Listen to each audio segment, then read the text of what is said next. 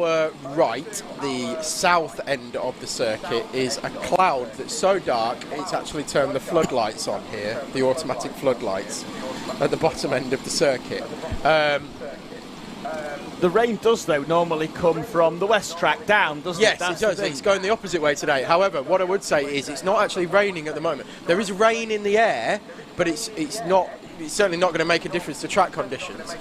So if anybody has taken the gamble on slicks, which I can't see anybody at the moment. No, I think that little rain shower might have put a couple of people off, Tom, because even though it was only slight, but it's enough to cast the doubt in the mind of not of our drivers, but of the mechanics, who will normally make the decision as to whether it's slicks or wets. Yeah, it's definitely not raining at the moment. So if anybody has taken the gamble, this could well pay off for them, because the track is still dry. Yeah, final few runners then. Ben Robinson's 97, the final of our Honda runners. He's going to roll into position, then the micros are behind for their rolling start. Marshall is making his way towards the head of the grid. I'm just having a quick look out the window. The producer director's just run to fix a camera. He's just on his way back in. So the start line Marshall could give us 10 seconds. That would be fantastic. Yeah, we're good to go. Thank you very much. It's greatly appreciated. The cadet final is about to go racing. The green is up, the green is down, and Lewis Goff from the outside of the front row is going to come through, and if he can close the door, he will lead round the national loop. And does. And I'm having a look to see if we've got any spinners. It all looks fairly steady away at the moment. Everybody line astern. Yep, the Micromax have had their green flag start as well, so their rolling start is go, and the Riley Buckton Young, Tom, is the one who's made the quick start there. Sebastian Corking now has got work to do. We've got three or four round. That's Mason Tinsdale again. Looks like William Howard, Holly Allen, or Holly Swan, sorry, is in there as well. And the 25 of Oliver Green, as there's contact between Zach Turner and the 79 of Larry Price round that corner, and that's dropped them 2 or 3 places back. Joseph Yow's 888 is coming through as well. He's had a good start on the opening lap. Yeah, we'll get them across the line. Here we have your timing. So your top 10 across the line are Lewis Goff from Ben Adrian, Jared Fox-Whiteley in 3rd place, Melissa Adrian, Tom Holden, Isabella Stansmore-Wilson, Oliver Fabricus, Thomas Potter, Carl McLean and Addison Smith. So Thomas Potter's had a great start. He has. Move off camera as well, though. Jared Fox-Whiteley up into 2nd place at the expense of Ben Adrian, and he now sets off in hot pursuit of Lewis Goff, who has a look over his shoulder, and I'm not sure that he wants to see the bright orange helmet of Jared Fox-Whiteley behind him. Now, if you're a cadet driver, that's pretty much the last thing you want to be seeing is Jared Fox-Whiteley right behind you, because he's not going to be behind you for very long. No, so the top 10 then, or sorry, the top 3 as we go. We've Goff, Fox-Whiteley and Adrian now. It looked like there actually on the camera that Goff was going very, very defensive already. Fox-Whiteley actually has got alongside, although Goff does go wide, as we're 2 wide between Sullivan and Price through the section. Ben Robinson's had a great start as well, actually. He's come right the way from the back. I think he's just liking the fact now that it's that it's dry. He's come through from 27. Well, Fox-Whiteley had a look up the inside there of Lewis Goff into hairpin 1, but couldn't make it stick. Yeah, I'd agree with that as well, because he's it was a half look, wasn't it? Look, a little tap of the helmet. Thomas Potter's up into 5th. Is he in the background? He is, and or flying. 6th, sorry, behind Stansmore Wilson. And this was the position that he came from at the last round, as Fox-Whiteley down the inside of the 4 of Lewis Goff into hairpin 3. Oh, well, Goff back down the inside into hairpin 4. Returns the favour, and Fox-Whiteley couldn't get the undercut either. Tried to go around the outside instead, and we've seen that not work in the past, and indeed it didn't work that time either. Yep, so Goff leads, and I wonder if his dad's watching us from Le Mans, the owner of Optimum Motorsport. They're racing over there this weekend, but I'm sure that he's tuning in for 10 minutes to watch this final, and at the moment he's watching his son leading the way with 7 remaining. Sebastian Corking already up to P20 in the Micromax. Yeah, I think once it dries out, them carts really come into their own. Normally 1.2 seconds quicker than the Hondas, 2-stroke machines, but still it's Goff, Fox-Whiteley, Adrian Adrian Stansmore, Wilson and Potter down the inside of the 88. And will he try? He loves this. He loves the 2 for 2. Down the inside into 3. Down the inside into 4. He's gone alongside Fox Whiteley. Good drive from the 38, but he will have to settle for just the 2 overtakes this time. Well, that's a shame, isn't it? He almost got the hat-trick. But he came from 6th at mid-race distance. He'll be disappointed with that. Well, he came from 6th, Tom, at mid-race distance at round 4 to win. Round 4 to win the final. Having a good look at the inside of Fox Whiteley here. Is he going to get it done? He does. And up the inside again of Goff to take the lead, and Goff immediately replies, but can't get the overcut. Thomas Potter. Unbelievable. 4 places in 4 hairpins. A carbon copy of what he did to win the final at round 4, but he's done it a little bit earlier this time.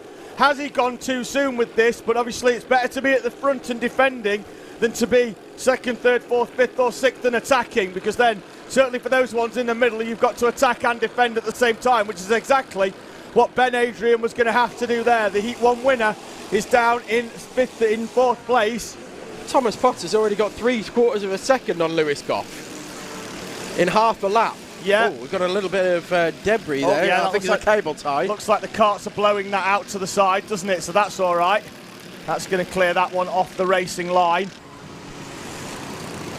Fox Whiteley moves up the inside, and is that Stansmore Wilson as well going to take a podium place? So she's come from 5th at the start of the lap and is looking to take 3rd. She's had to pull out of that one because Goff was coming across to close the door, although I'm sure if she'd kept her foot in, the decision then would have been up to Goff to decide whether he was going to back out. But it looks like Stansmore Wilson saves it for another corner. We're still only at half race distance here. Potter's not even in the same shot now. No. Jared Fox Whiteley with a little helmet tap. He's gone. He knows he needs the help.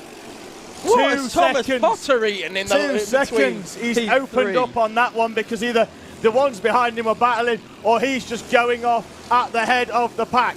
He's just gone 2 seconds quicker than anybody else. Yeah, Lewis Goff now down the inside of Jared Fox Whiteley. The helmet tap did nothing for Lewis Goff. He wants that 2nd place. And this one, once again, Fox Whiteley, another helmet tap.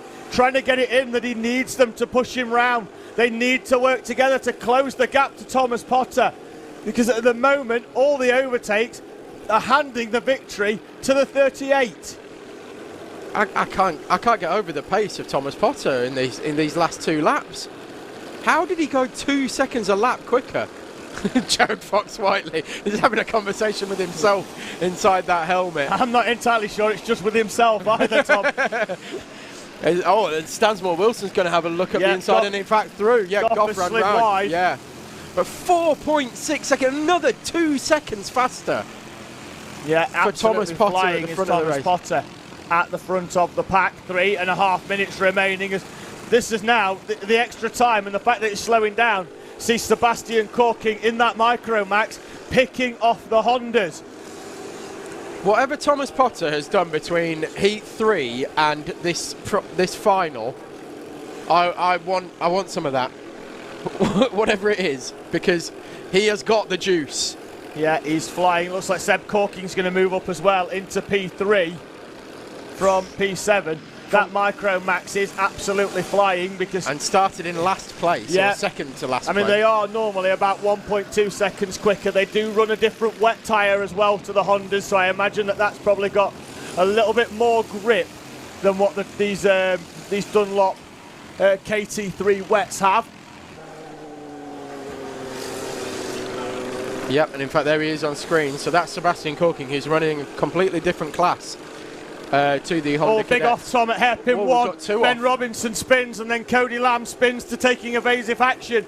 Ben Robinson went round by himself as he tried to get past the 5 of Kian Logan. Cody Lamb with very little options to go other than on the grass and towards the tyre wall.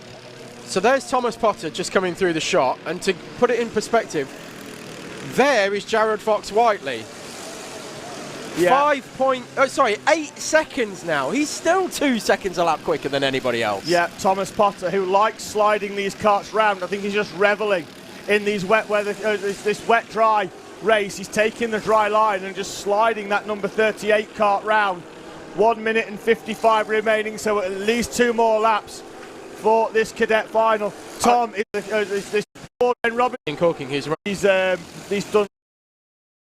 I mean, they are normally about 1.2 seconds quicker. They do run a different wet tyre as well to the Hondas, so I imagine that's probably got a little bit more grip than what these Dunlop KT3 wets have. Yep, and in fact there he is on screen. So that's Sebastian Corking, who's running a completely different class to the Honda big Cadet. off Tom at hairpin one. Ben off. Robinson spins, and then Cody Lamb spins to taking evasive action. Ben Robinson went round by himself as he tried to get past the 5 of Kieran Logan. Cody Lamb with very little options to go other than on the grass and towards the tyre wall. So there's Thomas Potter just coming through the shot, and to put it in perspective, there is Jared Fox-Whiteley. Yeah. 8 seconds now. He's still 2 seconds a lap quicker than anybody else. Yeah, Thomas Potter, who likes sliding these carts round. I think he's just reveling in these wet weather, this wet dry race. He's taking the dry line and just sliding that number 38 cart round. 1 minute and 55 remaining, so at least 2 more laps for this cadet final. Tom is sat next to me and he is astonished. And I'm not genuinely mouth agape at this. I've never seen a Honda Cadet race where a driver has consistently been 2 seconds a lap quicker than anybody. Not just 2 seconds a lap quicker than somebody else. 2 seconds a lap quicker than the entire field. It just doesn't happen in Honda Cadet. Doesn't, does it? Seb Corking's closing in on the back of Thomas Potter, so even though they are in 2 different classes, I think he just wants to try and close in onto the back of the number 38 and see what he can do, try and get, although Potter is already putting some lap traffic between himself and the 52.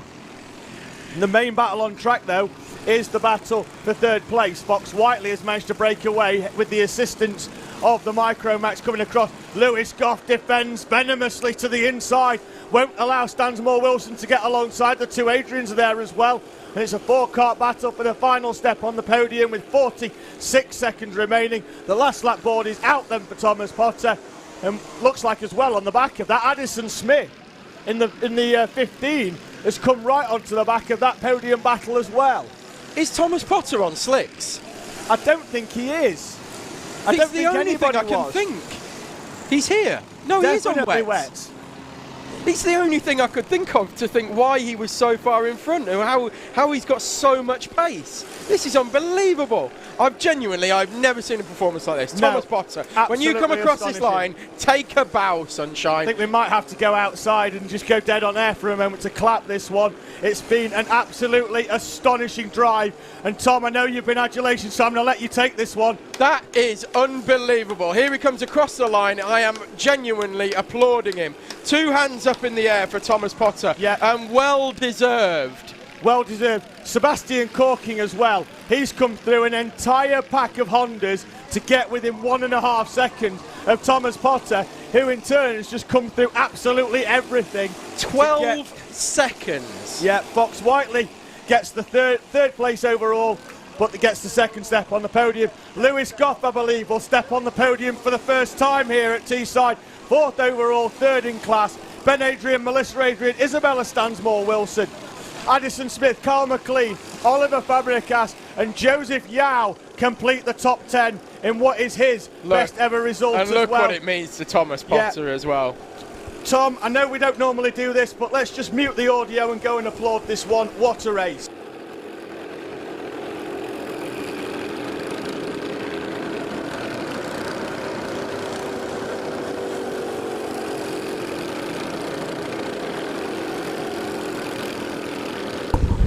Sorry about that, folks. We literally ran out the commentary box and clapped him. Apologies there for what some would see as a lack of professionalism, but what we see as an ultimate sign of respect. Because, Tom, you know, between us, we must add this up. We must have seen 300 races here in the last 2.5 years, and that was possibly the best performance I have ever seen from an individual driver in a single race. To put it in perspective for the folks at home, especially the ones who are new to karting or new to watching karting, these are almost identical karts. The engines are identical. They're a spec engine, they're a spec tyre. Everybody's on the same equipment. Give or take a bit of a chassis change or a tweak in setup. They're all identical.